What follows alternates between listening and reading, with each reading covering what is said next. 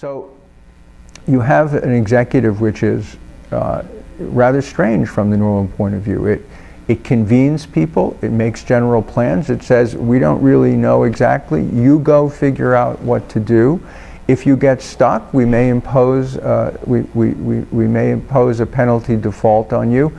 But if you don't get stuck, the policy will turn out to be the thing that you, as long as it's within the framework that we've agreed, the policy will turn out to be the thing that you jointly discover.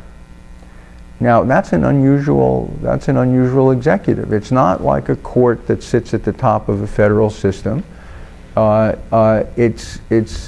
It's not a final decider in the traditional sense. So it's you could think of it as a combination of two things. One a little more familiar than the other. One is federalism, where the executive says, well, you know, we're going to give you states or provinces, lower level units, more discretion in certain areas to customize things to your needs. So it's like federalism.